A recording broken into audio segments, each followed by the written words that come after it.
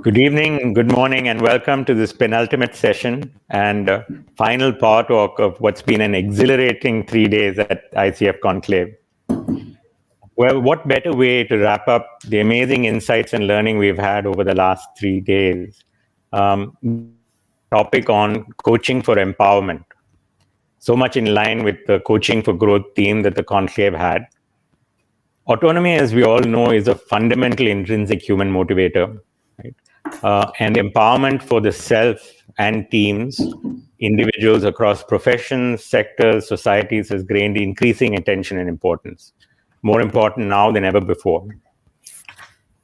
Empowerment of people and organizations and communities is something that our two esteemed speakers today have. They've spent their entire life, dedicated their entire lives to empowerment, not just at the individual level, but at the community and organization and societal level. They're going to share with us a unique set of perspectives, contrasting yet closely related insights into how coaching can extend from the individual to societal level, enabling us to tap into a collective potential for the betterment of all humanity. So I am delighted to introduce to you, first of all, BK Sister Shivani. Needs little introduction for those of you who follow her. She has been a practitioner and teacher of Raja Yoga meditation that's at the heart of teachings of Brahma Kumari's World Spiritual Organization since 1996. Her wildly popular television show on self-transformation, Awakening with Brahma Kumaris, has completed over 2,000 episodes, empowering individuals from across the world, helping them overcome stress, depression, addictions, low self-esteem, and unhappy relationships, all by taking personal responsibility for their emotions. She has several millions of followers on social media. Sister Shivani has been awarded the Nari Shakti Puraskar, the highest Indian civilian honor for women, and has been a goodwill ambassador for the World Psychiatric Association since 2017. Welcome, Sister Shivani. We are deeply privileged to have you here. Well, to complement Sister Shivani this evening, we have none other than Madan Padaki. Madan is a serial entrepreneur and social change maker. In 2000, he co-founded MeritTrack, a pioneering skills, in fact, the pioneering skills assessment company in the country. And thereafter has gone on to establish multiple organizations, all focused in empowerment and social change through technology. The Head Held High Foundation in 2009 for rural employment, OneBridge in 2014 to empower rural entrepreneurs, Global Alliance for Mass Entrepreneurship, GAME, in 2018, bringing together government, businesses, and civil society to ignite mass entrepreneurship, and Sylvant Advisors focused on education. Truly, Madan has played a variety of roles, including currently eminent advisory positions across both the public and private sectors, and has received prestigious recognitions, including the Indian Social Entrepreneur of the Year, PM's Champion of Change Conclave, and is currently also the president of TIE. Welcome, Madan. We're delighted to have you here. Thank you. So without further ado, and as agreed, Sister Shivani and Madan, Madan, if we could request you to take the lead and share with us your perspectives on the topic, and then Sister Shivani, we will request you to speak a few words to us as well. Over to you, Madan. Thank you. Thank you, Raj, and it's really an honor and a privilege to be here, especially with Sister Shivani. I woke up this morning to a blissful guided meditation by you, Sister Shivani, and I must say that it's filled me with so much of energy and joy. I'm really delighted to be sharing this space with you and with all of you, sharing my own personal experiences and reflections on how I see coaching, and I would transcend beyond coaching, how I see all of us as tools to empower the society around us. My own exposure to this began almost about 20 years ago, in a way, in a very powerful, but a very subtle, but a powerful way. In the early days of MeritTrack, nothing seems to go right. 9/11 happened. We were out of work. Three of us with very little work experience behind us, and of course, much lesser bank balances to support a team of 8 or 10 people, and an investor who went bust. We were on the verge of a shutdown, and we had to take the call the next day and saying that, you know what, I don't think this is going to work out. This is the end of our journey. And I happened to attend a Thai event that evening and was sitting next to a gentleman who, during the break of the session, asked me a very innocuous question saying, "Hey, how's life?"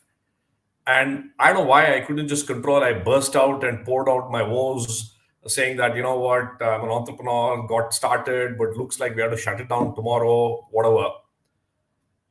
It took all of 3 minutes. All he did was put his hand around me and say, "Hota hai. All of this happens." He asked me to explain what I was doing. I did. He asked me a few questions and told me, "You know what? I think you're thinking the right way, and it's up to you. Do you want to really do this?" I said, "Yes, I really want to make this happen." He said, "Just make it happen." That's it. I think that 3 minute conversation just changed my whole perspective to say, yeah, I mean, if this guy is able to fill me with hope and confidence, then why should I just give it up? And thereafter began the resurgence in a way. We kind of survived very 6 hard months, and we grew on the tailwinds of the whole IT BPO space. And Meritrack eventually ended up becoming a very valuable assessment company. Interesting to say that 21 years we completed a couple of weeks ago, and the venture still continues, of course, acquired by Manipal Education. But I think that experience still is so fresh in my mind that I wonder, what if I had not met the gentleman that day? What if he had gone the next day and said, "You know what, this is not going to happen"? My life would have been completely different, right? We had the fortune of meeting several such people who empowered me as an entrepreneur with very small acts of generosity, of kindness, of filling me with a confidence that I didn't seem to have at that moment. Several of my angel investors subsequently, board members, or people that I met as customers. Several of you in this fraternity have been customers of and users of Meritrack, and I still have a lot of good friends amongst all of you who says, "You know what, you guys need to go forward, and we are here to support you." That's one part. The other part of the journey has been, where I was invited to be a coach or a mentor to an enterprise that had got selected for an acceleration program again, and very coincidentally at Thai Bangalore in 2008. This was called Village BPO, and I met two gentlemen, Sunil and Rajesh, who are trying to set up a BPO in a village. And they came to me saying, "Hey, how do we find talent?" And I was saying, finding talent in a city like Bangalore is hard. Now, how can you find talent in a village? And they said, "Hey, why don't we train village youth and transform them to be English-speaking, computer-literate knowledge professional?" I fell off my chair almost laughing because I said, "Hey, listen, we can't do this in Bangalore. How do you expect to do this in a village?" But a small part of me said, "Why not? Let's see what works." And from then on, that experiment that started out to train a zero educated, illiterate village youth, a kid who has never been, who's 18 years of age, never been to a school, never held a pencil in his life or her life, working as a cowherd or a low skilled job. And to transform such an individual has been the most magical moment of my life. I want to just share a small video to share with you, you know, my wonderment and the realization that I've been on the last 10, 12 years. This is the guy called, let me just see if I can just share my screen. Give me a second. Yes. Here we go. So this is the story of Ramesh.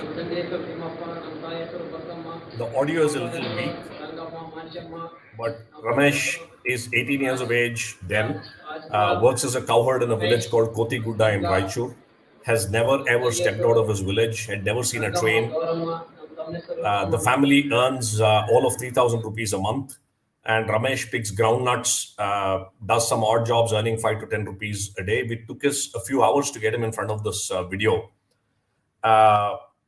We had 8 youth like Ramesh from different parts of Karnataka who were courageous enough to take this journey with us, came to us. We put them up in a house in Bangalore and said, "Let's transform them." Sunil, Rajesh, a few friends actually started living together with them and creating a curriculum on the fly. I was traveling quite extensively during these times. And a few months later, when I came and met Ramesh, this is the same Ramesh that I saw, 7 months later. I'm Ramesh from Raichur. When I was in my village, I did not know how to write even my name in Kannada. In my village, I always wore dhoti. I never traveled on the bus. I did not know what's the time and what's the watch. I knew only two things: go to farm or sunrise, came back home or sunset. I had never visited a city. I did not know about city life. When I first came to Bangalore, I could not speak to anyone, and I also scared to touch a computer. When I started to learn in English, I was so scared because I did not know how to write ABCD. After the 7 months, I can type minimum at 40 words per minute. A month ago, I went to my village for my brother's wedding.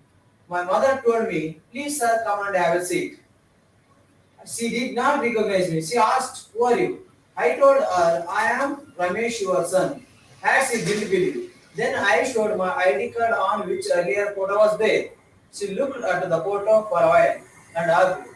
And after the every moment she cried with the tears of happiness. I never can forget that experience. Thank you. Still gives me goosebumps when I see this. And this kind of transformation, coming from an assessment world I never thought was possible, what it proved to be was that there is unlimited potential in every human being. It is just that some get the opportunity to express this. Many of us die without even knowing what treasures lie within. And that's been the maqsad and the whole objective of Head Held High. How do we unleash this potential in every youth so that they can live life to their fullest potential? Interestingly, this is a Ramesh after can never become a Ramesh before. 4 years later, we went on to win the CNN IBM Real Heroes Award. And you can see Ramesh receiving this award 4 years later. Ramesh, good evening, ladies and gentlemen. 4 years ago, I had never thought of getting out of my village. Today, I am on national TV. I'm very happy to be here with all of you. 4 years ago, I didn't know how to write my name in any language. Today, I'm working in a BPO company as a team leader. My dream is to give an opportunity to all the villagers like me.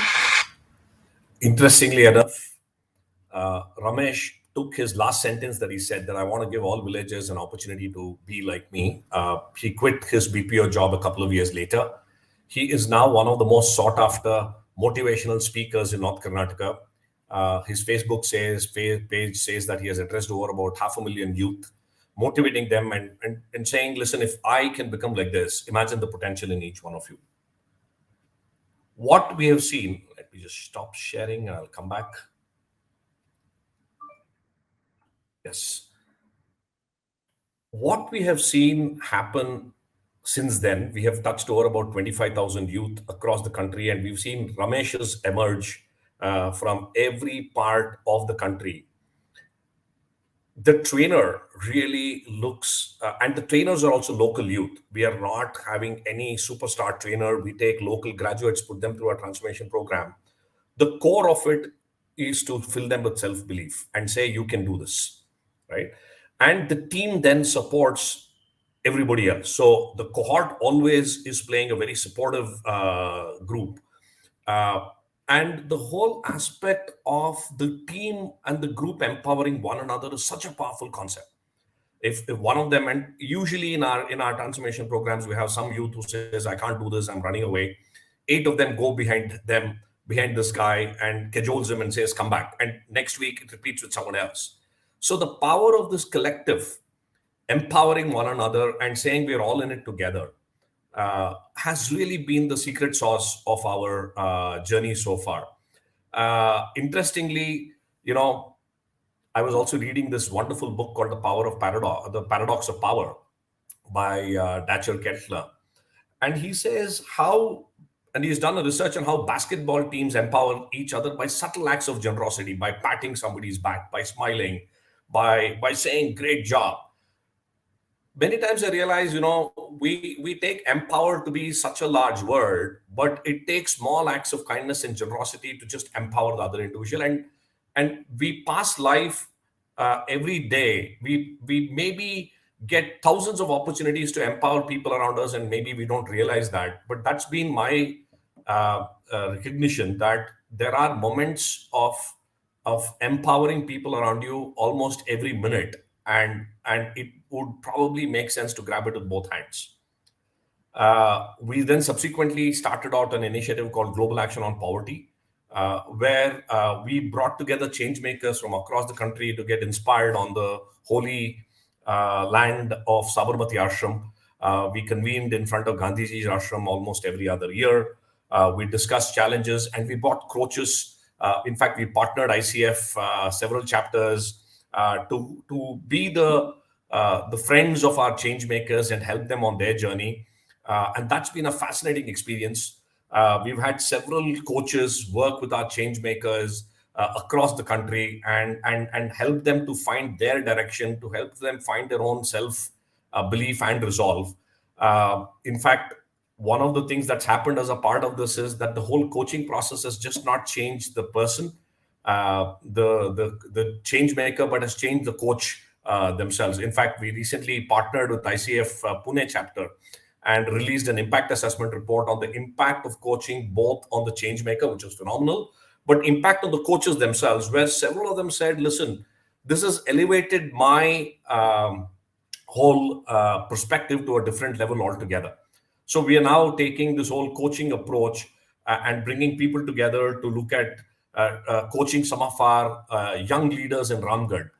We are running a women's collective in Wadi in Gulbarga, and we are now applying the coaching principles to empower these women to not just to for their own economic well-being, but can they empower other women in their own community and go on to become larger change makers in their whole thing.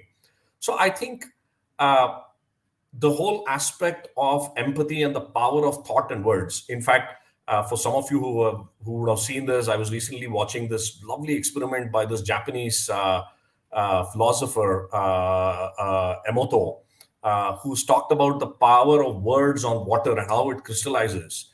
Many of our change makers have said it does not, language is a barrier. Some of our coaches speak English, they speak Hindi, they stutter, they don't understand. The only thing that the change makers tell me is, listen, the warmth that was coming on the phone from the other side, and somebody there being there for me saying, listen, I'm here, right? I am there with you, was good enough for them to feel that, this is worth doing.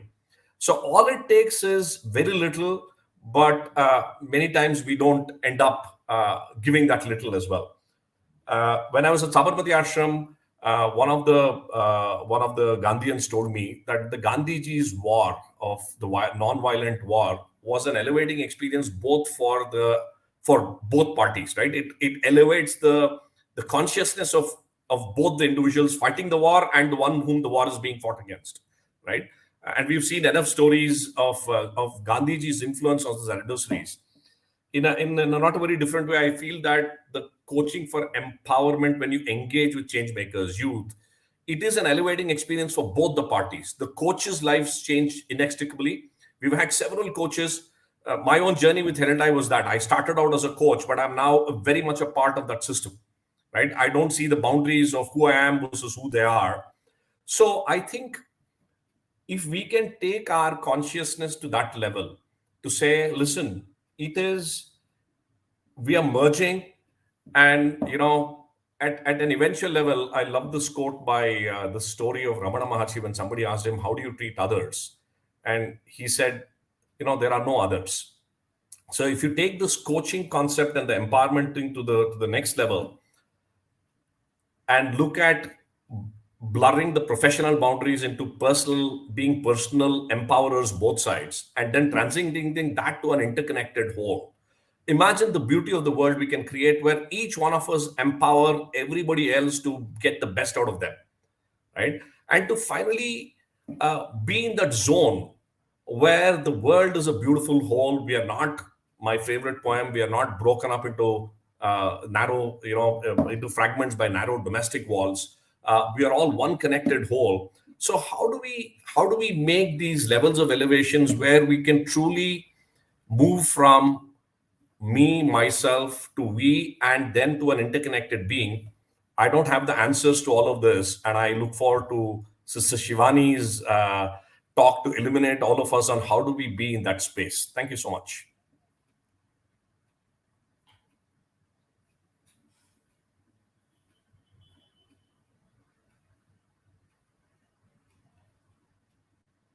Sorry, Raj, I think you're on mute. Thank you, Madan. That was truly inspirational. Goosebumps all around, and you can see the celebration, sir. Thank you for sharing that brilliant story right from that first 3-minute interaction. I think you had us from there.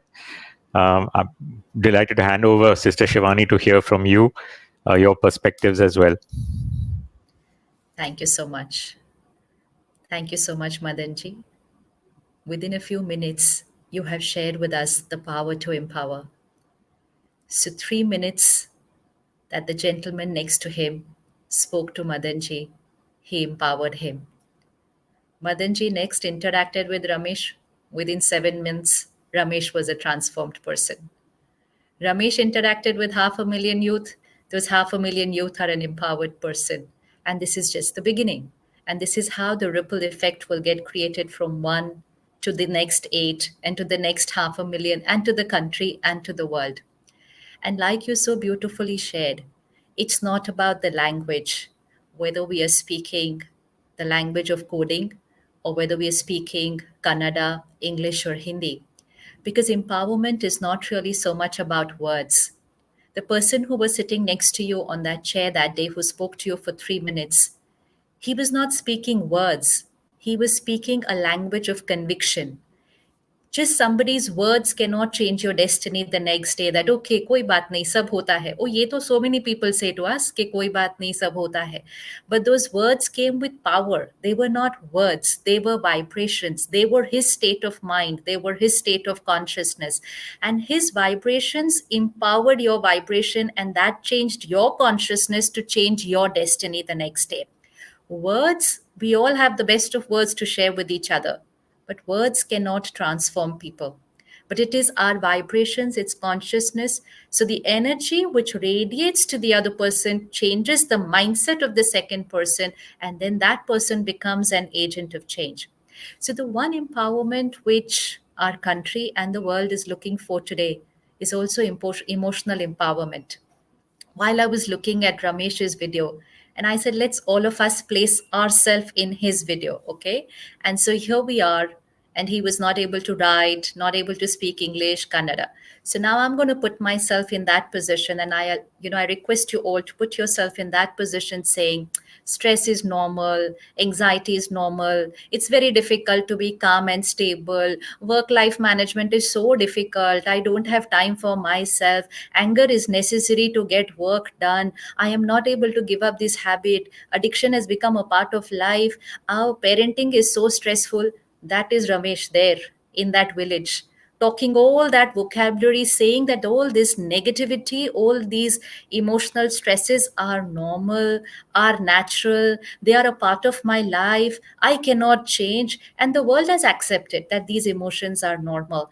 And then we don't only call these emotions normal, we started calling depression normal. We started calling diabetes normal. We start saying divorce is normal. When we start calling all these uncomfortable things as normal, it's time to change. It's time to change. If Ramesh took only 7 months to learn a different language, so he learned English, he learned how to read, write, type, he learned coding, he did all that in 7 months. How much time do you think we can learn?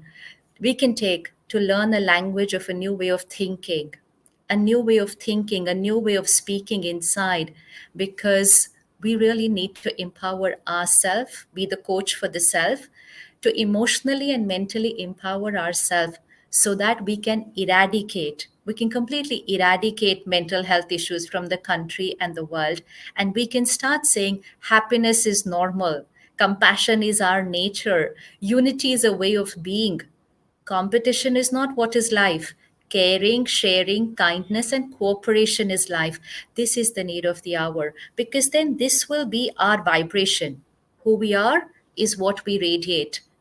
Yes, we radiate it to a lot of people around us, but the first people we radiate our vibration to are our family, our children.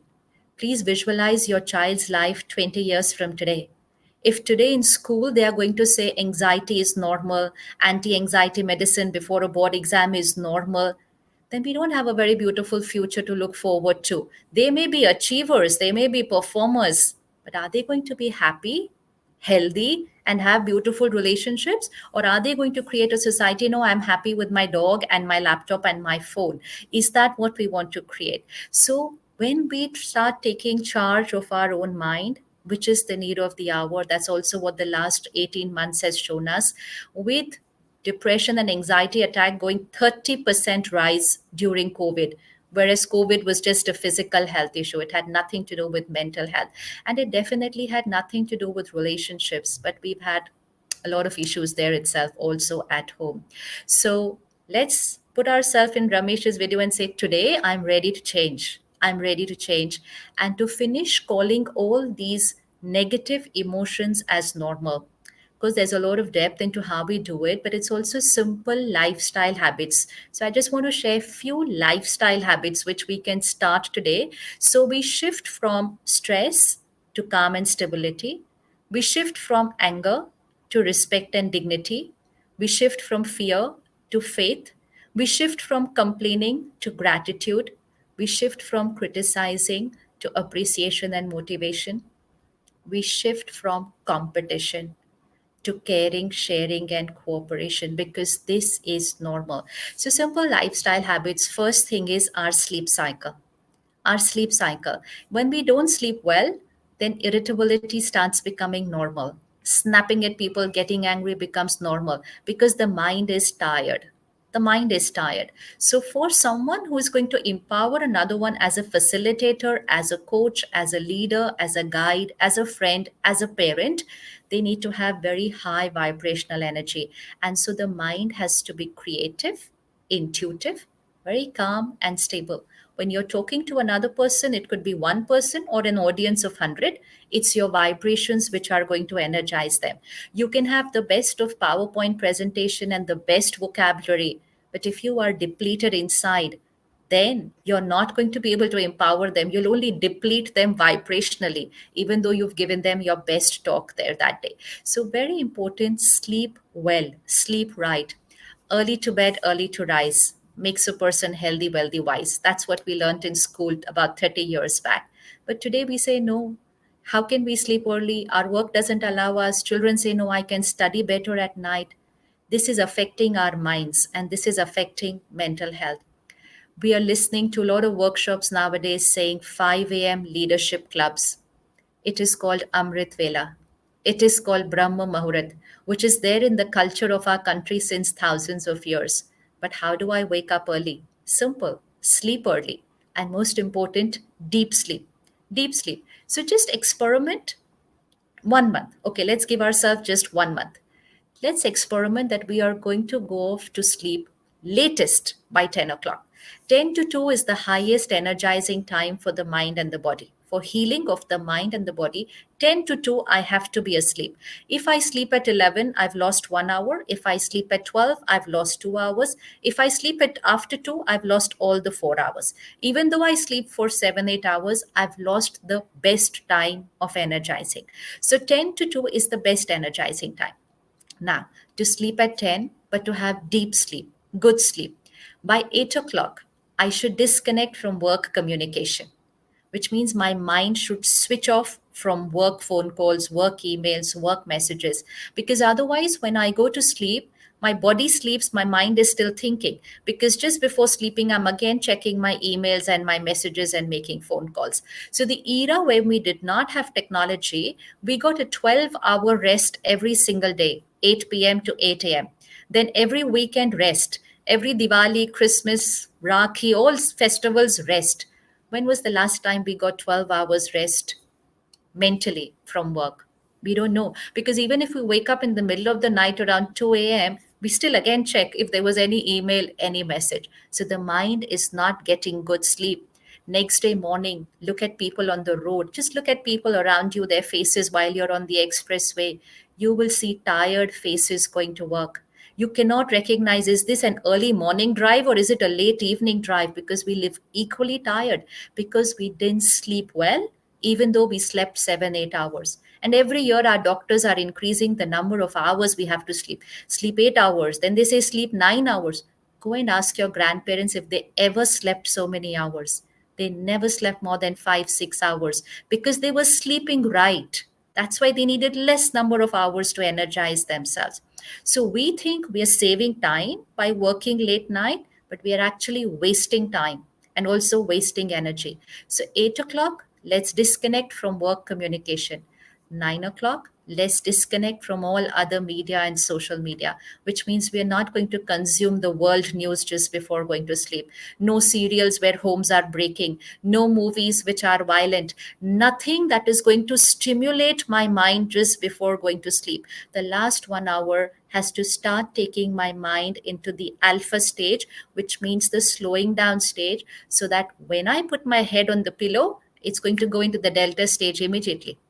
I'm not going to waste time into going into beta to alpha to theta. It'll just go directly because you prepared yourself in the last 1 hour. Have an early dinner and a light dinner so that you finish your digestion before you go to sleep. So by 7 o'clock, a light dinner, 3 hours, digestion is over, disconnect from work communication, disconnect from media, social media, and you're going to experience deep delta state sleep. Just before going to sleep, 15 minutes for yourself. 5 minutes, write a daily journal. Release any uncomfortable emotions of the day. Say sorry to people in your diary whom you snapped at today. Forgive people who were not right to you today.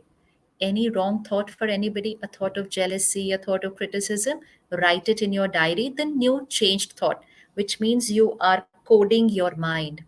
We learned coding here. We need to learn the right coding here so that the next day, the output in my behavior, in my vibration is going to be different. So, 5 minutes of writing your daily journal, 10 minutes of consuming positive content before going to sleep. That's where spiritual study is very important. 10 minutes, fill your mind with acceptance, compassion, gratitude, vibration, power. 10 minutes content. And that 10 minutes content will work on your mind and body for the next 6 hours because that's the energy that's going to radiate whatever you absorb just before going to sleep. Last 2 minutes, a few affirmations, because the last thought before you sleep and the first thought you create when you wake up can create magic in your destiny. It's magical. Your last thought before you sleep and your first thought that you create in the morning. So let's write down a few affirmations right now. Affirmations means that what I want to become in reality. Thoughts manifest, they become reality. Sankalp se siddhi hoti hai. So just a few affirmations and then you can write your own depending on what you want your destiny to be. I am a powerful being, which means I'm powerful here. I don't get disturbed by situations and people's behavior. I'm a powerful being. I am calm and stable always. I am fearless. I am fearless. I am an instrument of God who radiates peace, love, and happiness and power to the world. We just don't radiate vibrations to few people, we radiate it to all over the world. I am an instrument of God. I'm an angel of God. I'm not just a coach. I'm not just a teacher. I'm not a facilitator. Take your vibrational vocabulary higher. I am an angel of God who radiates peace, love, and power to the entire planet. I am a giver. I don't need anything. I'm not like this. Success is not like this. Success is like this. I'm a giver. When you finish your session or an interaction with someone, don't wait for them to appreciate you because you need no appreciation. You need no appreciation. You need no acceptance, no acknowledgement. You've come here only to give, to share. That's it. And the rest of the magic they will create with what you have shared with them. So I am a giver. Fifth, my body is perfect and healthy and will always be.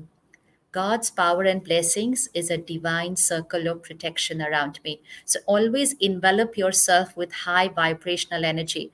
The people sitting around you could be going through their emotional ups and downs. Somebody could be judgmental about you, somebody could be critical, somebody could be doubting you when you are speaking. Don't allow their vibrations to influence you. Envelop yourself with the highest vibration protection shield. It's like the PP kit. COVID cannot enter inside. Similarly, a vibrational protection shield, no one else's vibrations can enter inside. Success is certain for me. Success is certain for me. Abundance is my reality. Abundance means I have abundant time, abundant wealth, abundant resources, abundance in whatever I want. Never say lack. Never say come here, I don't have enough time, I'm very busy. These are very low vibrational vocabulary. Busy is an epidemic that we have. Little children say, I'm very busy, I don't have time, mom. If they say they are busy at this age when they are in KG, they are going to radiate very disturbing energy to their mind and body. So, abundance is my reality. So, just before you go to sleep, just say these 7, 8 thoughts. And while you are saying them, visualize them. Use the power of affirmation and visualization to code here what you want to become a reality. But do this every single night before you go to sleep. So the last thought that you have created before you sleep is going to go into your subconscious now when you sleep. And this is the vibration that will radiate to your body. So it's healing energy also for the body. Now, similarly, the first thing when you wake up. So the first thought when you wake up is going to be again the same affirmations. So till we learn how to meditate, we at least use the tool of powerful thoughts of affirmation and visualization. 15 minutes at least of a healthy emotional diet in the morning, which means pure content. Please remember, emotional health depends on emotional diet, and which is what we watch, read, listen. What we watch, read, listen is who we become. This whole thing about emotional stress and depression is largely to do because of our content consumption. Content consumption, the amount of content we're consuming and the quality of content we are consuming is deciding our health here.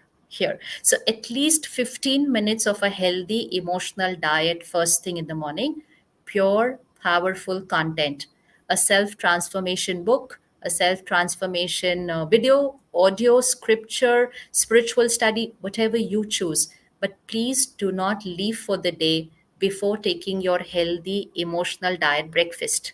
It's very important. So, morning 15 minutes and before going to sleep 10 minutes, we need this dose of good emotional diet.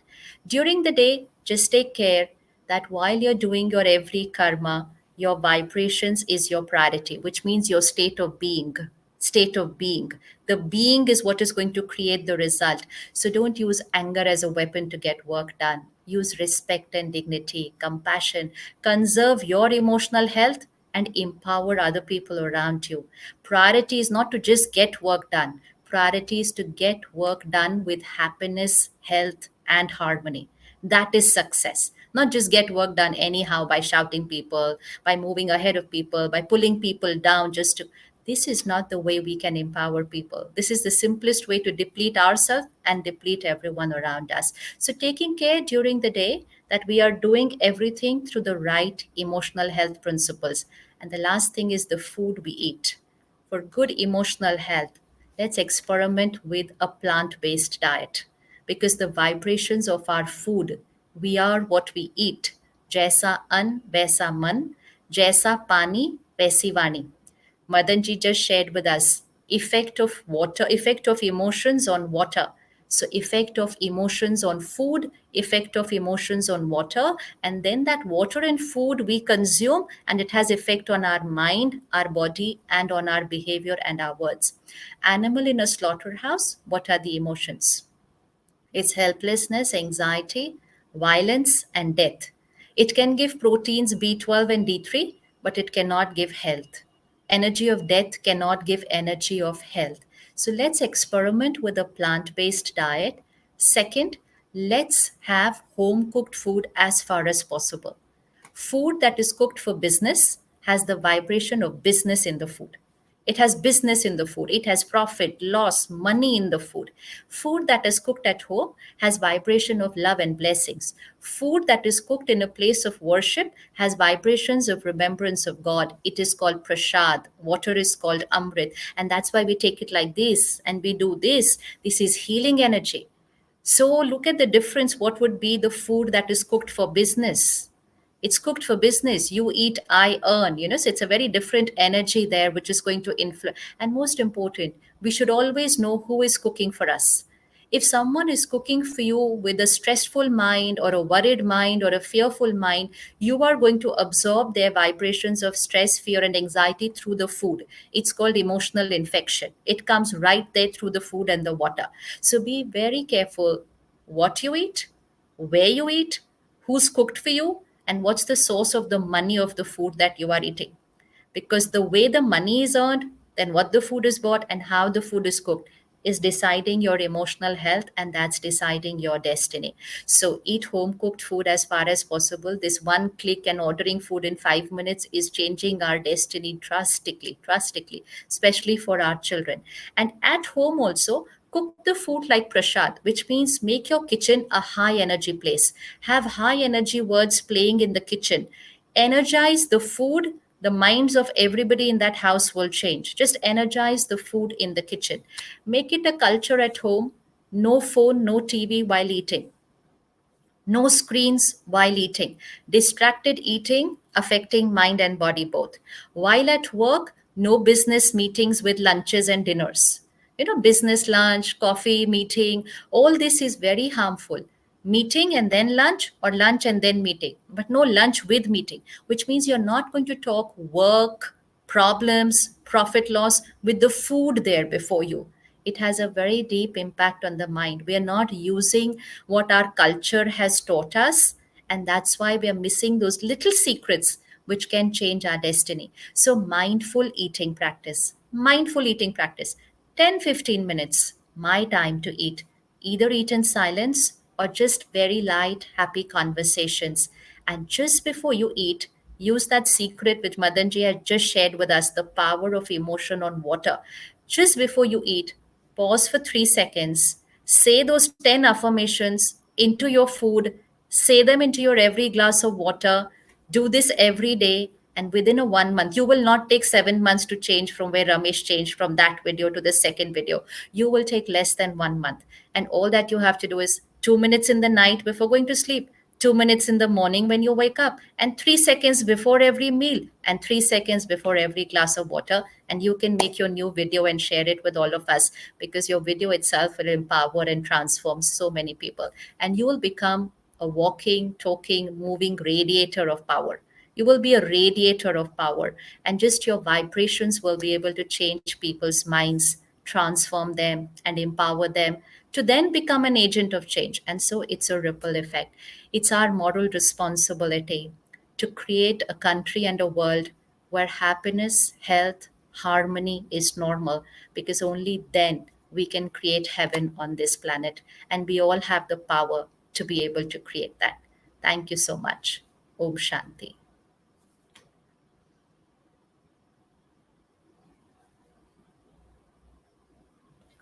Wow. Thank you, Sister Shivani. Words are failing me to digest all of that brilliant insights. There were so many takeaways. Thank you so much for sharing those perspectives. Every one of them resonated, and you can see from the audience reaction as well. We have a few minutes for questions. So many of them have come on the chat, some have come separately. So if I may start with a few questions, couple coming to you, Sister Shivani. I'll take the first one from Bhavani. You talked about the self-transformation, the positive content that one can, but in many times it triggers negative emotions in terms of how much I need to change. How can one overcome that and look at it more positively? I didn't get the question. What would trigger negative emotions of how I have to change? The extent to which one needs to change. Sometimes when you look at what I need to change, you say, oh, how far behind I am.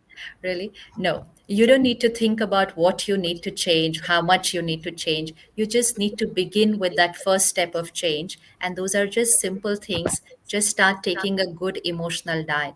If it's like, if I can barely walk 500 meters and then I plan to run a marathon, I'm going to be like, I'll never be able to do this, obviously. But then the trainer is only going to tell me what to eat right every single day. and how little baby steps I need to start taking single Yeah. day. I only need to focus on my diet and more those little affirmations which are an exercise for the mind. Don't worry about what you have to change. Just start taking the right diet. Who we have become today is only because of what we are consuming. If we change what we consume, change will automatically start happening. So don't look at the change and get scared, oh there's so much to change. Just start changing the diet. Restrict content consumption. Protect yourself, love yourself, then restrict content consumption and give yourself pure content. 15 minutes in the morning, 10 minutes in the night. After 1 month, look at yourself, a lot would have already changed. Thank you for that.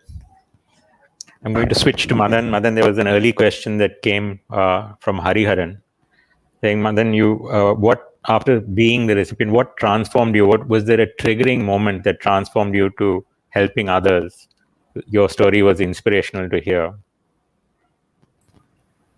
Thanks, Raj, and Sister Shivani. First of all, I mean, it was bliss being in that moment, listening to you. So thank you very much. Fascinating. A couple of things, Raj. I don't think the transformation, as Sister Shivani was talking about, happened overnight. I think it just, one of my favorite quotes is attributed to St. Francis of Assisi, who says, "You start by doing what is necessary, then you do what's possible, and suddenly you're doing the impossible." So for me, I was just drawn into the fact that Ramesh's and 8 other stories moved me because it changed the fundamental way I looked at life. In my worldview, there were talent, you had employable talent, you had unemployable talent, and that's where the world was. I had never looked at it from the lens of potential, right? And the fact hit me that, listen, in fact, I struggled hard to find a test that will tell me whether a Ramesh before can emerge into a Ramesh after. And I didn't find any test for a few months. Then I realized that you don't need any test. It exists. We just don't recognize it. Right? I think that realization kind of took me to the fact that, listen, if I want to spend the rest of my life serving the Lord by empowering people, and that's what I wrote as my purpose statement when I was at Sabarmati Ashram, I'm trying to live that purpose statement every day. The other thing, and just going back to the previous question that that you posed to Sister Shivani, I mean, this is something that I catch myself in the course of the day and ask myself that same question, right? I mean, a lot of us get agitated for a variety of things, rightfully so. Something's not working at work, some deliverable is, passed and the client is shouting at you, something's gone wrong and you're all agitated. This happened a few years ago. It was fascinating that I was in a startup conference and there was a heated discussion about valuations and how do we increase revenue, etc., etc. And I was on the panel. And I don't know what happened. Suddenly at that moment, I was able to withdraw myself and look at it from a larger angle. And somebody asked, "So what do you think?" And there were about 300 people or odd in the audience. This was the good old days when we were meeting in person. So I just said, "Can you do me a favor? Pause for a few minutes and just stop everything that you're doing. Take a pen and paper." And they did. And I said, suppose in this moment, we were to realize that our life is going to end in the next 1 minute. What are the thoughts on your mind?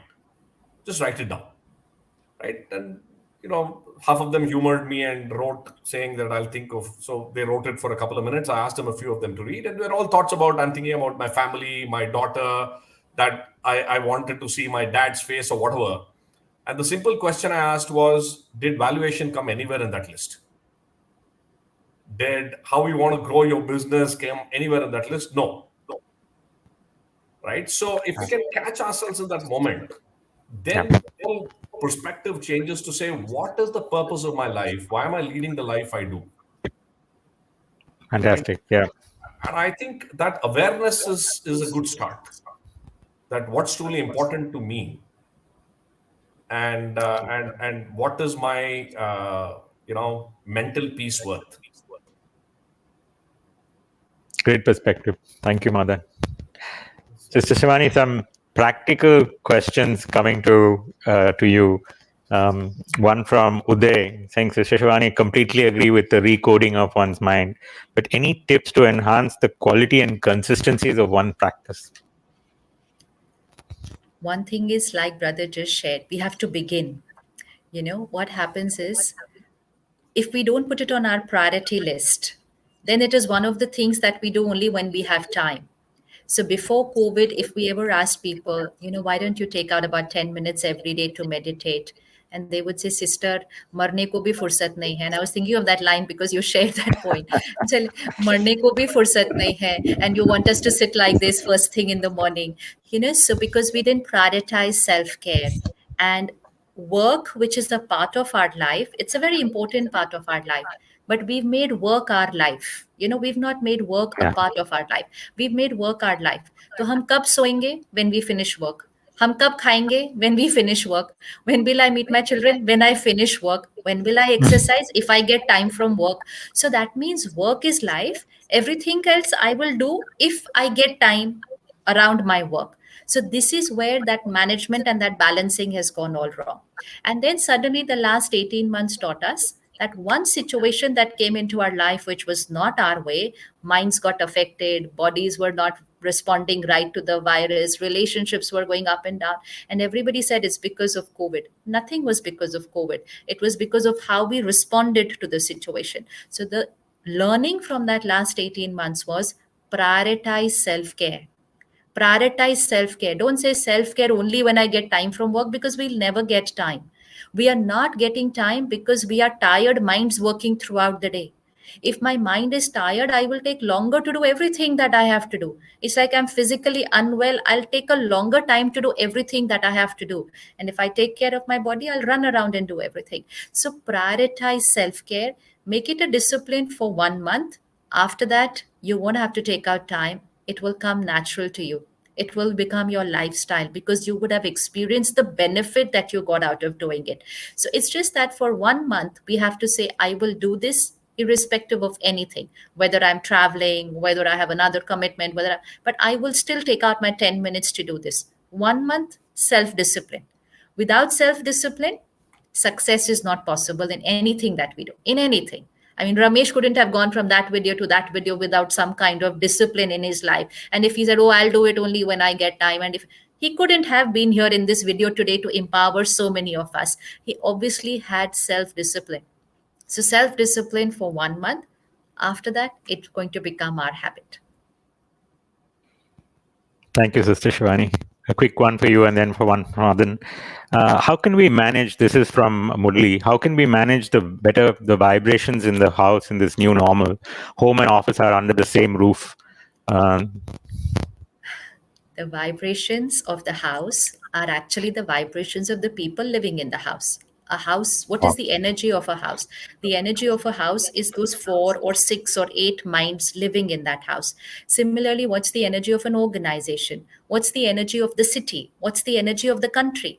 What's the vibration of Bharat? What's the energy? It's the energy of 130 crore minds living in the country. And what's the energy of the planet? So if I want to change the vibration of the house, I only have to take care of my state of mind. Like brother just shared, if we get angry, now we say, oh, but wo kaam hi theek se nahi hua. So we will get angry. This thing didn't happen on time, so I will. So then I give myself a lot of reasons throughout the day to snap, to get irritated, to say I'm busy, to get. But while I'm doing that, I'm lowering my vibration, but I'm very happy because I'm increasing my index outside. So I'm happy with my business that's going out. Doesn't matter over here if I'm lowering my energy without realizing how much impact it has on everybody. So spirituality teaches us that we are human beings, we are not human doings. So the being is the priority, and then the being comes into the doing. Today we have reversed the equation and we say, if my doing is good, then the being will be happy. So if I achieve this, then I will be happy. If my child does well, then I will be happy. If this happens, then I will be happy. So we thought the doing creates the being. So, but the doing doesn't create the being because we've achieved so much. And then we created depression and divorce and diabetes. So because it's not the doing creates the being, it's the being which comes out into the doing. So prioritize this, that while I'm doing what I'm doing, whether I'm parenting my children, whether I'm talking to my spouse, whether I'm working with my team, my priority is how am I in my thoughts, words, and behavior, irrespective of how they are behaving and irrespective of what the situation is. We have to change the line which says, if the situation is not right, to gussa to aayega hi. No, gussa is not normal. Calm and stability is normal in a crisis. That's leadership quality. That's leadership quality. So if one individual, it has to begin with one. It's the power of one, whether in a house or in a team. If I start energizing my mind on a daily basis with these simple lifestyle habits, same situation, same behavior from your family, but you will respond another way. And when you respond another way, you have changed the vibration of the house. You have changed the vibration of the house. And then you go and sit across your laptop and talk to your team. You will be empowering them across the laptop screen because you responded to your spouse or to your child in a different manner. You cannot get angry with them, snap at them, and then come and sit here and then across the screen give lovely good words to everybody around and say they will get empowered. It will not happen. So it's an emotional fitness skill. This is emotional fitness, and we have to build that up. We have to. And it's very simple. It's the simplest thing to do. Everything else requires a lot of effort. This is the simplest thing to do. Just prioritize that the being is before the doing. The being is like brother shared. Take 1 minute and decide, would you have valuation on your priority list? No, you would have had family, health. So the being is more important than the doing. Take care of how you think, speak, and behave in every interaction. The vibrations of your house will change. And it has to begin with one. Don't think the entire family has to change together. Fantastic. Thank you so much. That's brilliant. I can add a couple more questions. I think we have time. One to both of you, Madan, and it refers back to that first interaction that you talked. I think this is from Ramanan. And he says that one sentence that he said, "Aisa hota hai," back in the day, and the Sister Shivani, what you called out, the difference between just words but actual conviction. How did you, Madan, the question is, how did it come across to you as not just empty words and conviction? And Sister Shivani, the question to you is, how do we move from just empty words? Many of us go through a process of reassurance, but how do we actually move to conviction? So let me attempt that, right? And that's again something that that in this humdrum and rush of everyday life, we say things we don't mean, right? And we mean to say things that we don't say. So, this whole aspect of how do you know whether the person, I think, see, I speak a lot. Your gestures speak a lot, right? You don't have to say words. And many times we say things because it's the politically right thing to say without speaking from the heart. So one of the things I think from a coach or from that vibration perspective is that if you can shed your ego and be the being, right? A lot of the things that we wish to say. So when I was thinking of this guy, I don't think if I were to remember now, I don't remember what he said, but I remember how he made me feel. And I think people have said that, right? Long after you're gone, they don't remember what you said, but they remember how you made them feel. And again, there've been various experiments where people can actually emote through your hands, through the touch, through the eyes. But I think that requires, and it's I choti muh badi baat or whatever, especially with Sister Shivani, but I'd love to hear you. I think that becomes, we have to kind of figure out a way of being in the present and being egoless. Then you can truly connect. The moment you start thinking danda or saying what's in it for me, how will this guy react, then that clouds the whole feeling. Right? And this is something that I've still in the process of learning, but you start by doing what's necessary. Yeah, very beautiful. Like you shared, you don't remember the words, but you remember how you felt. So the words are from here, but what was the feeling? What Yeah. you felt? Who creates your feeling? The feeling is created by the feeling of the other person which radiated to you. So the words we will listen from here. The person will speak it out from here, we will listen from here. But the feeling will go directly from here to here. So now the words I can articulate, I could sometimes use the right words, sometimes not use the right words, but sometimes I can use words which I don't believe. So I could feel simple thing. I could meet you and I could say, oh, it was lovely meeting you, Madanji. We should catch up again. And inside, I could be thinking, my God, I wasted my 30 minutes talking to this person. The next time they call up, I'm not even going to take their phone call. But I can still say, it was lovely meeting. So we know how to fake it with our words. We can be very politically correct in our words, in our behavior. Even in a team, we motivate each other, we inspire each other. But in our minds, we are waiting for the other person to not do well so that we can go ahead of the other person. So what feelings are we radiating to the other person? What's my vibration that's radiating? So words, we can fake it. Feelings, we cannot fake it. Even if we want to, we cannot fake it. We cannot hide our feelings, our vibrations. So what you says, we can see in our eyes is who we are here. In our touch is who we are. It's that energy, no? So who I am here is my intentions, is my feelings, is my thoughts. It's my whole belief system about life. So the person who says to you, hota hai, it's because that person is also living their life based on that principle, that they would have probably seen this situation from a completely different perspective had it come to their life, or a similar situation which they must have. So their consciousness is filled with this thing of an experience where they faced a crisis in a very powerful way. And so when he said to you, hota hai, it was not the line, it was his personality that radiated from his vibration to your vibration, changed your feeling, changed your consciousness, next day changed your destiny. Two words hota hai cannot change destiny, but it was his personality which radiated to. So it's like a charged battery charged another battery that day. But if we are depleted, then we will deplete the other battery. It could have happened the other way around. You would be a little motivated, ha, maine kal kar lena and all. And the other person could have said, छोड़ दो, ये कुछ नहीं होने वाला है अभी, मालूम है ना अमेरिका में क्या हुआ, कुछ भी नहीं हो सकता. So a discharged battery could discharge you, and a charged battery can charge you. So it all depends on who we are in our minds. Wow, powerfully said. Thank you, Sister Shivani, with that brilliant takeaway for us, coaching with conviction and authenticity. That's a great takeaway.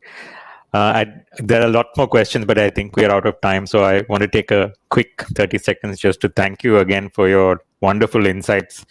You can see, how much the audience is enjoying it. On your behalf, I'm going to request them to, reach out directly, or we will route some questions that they may have, and we'll take the liberty of sharing them back with you for the audience. Other than that, amazing set of insights. Thank you so much. I think the ones that I took away are, both of you talked about starting work from the inside out, and the ripple effect, Sister Shivani, that you talked about that radiates out, echoed Madan by you. Clearly, both of you start from a place of abundance and gratitude and kindness. I think that shone through all the way. Thank you for that. And the brilliant insights on, becoming emotionally fitter, the emotional diet. I think that's a huge takeaway for all of us. And I think just wrapping up by, words you quoted, Madan, saying, we are all one, there are no others. So thank you very much for a brilliant session. Thank you for being a wonderful audience. I want to take a minute just to thank the sponsors as well, without whom we would not have had this event. Thank you, Sister Shivani ji, and thanks, Madan ji.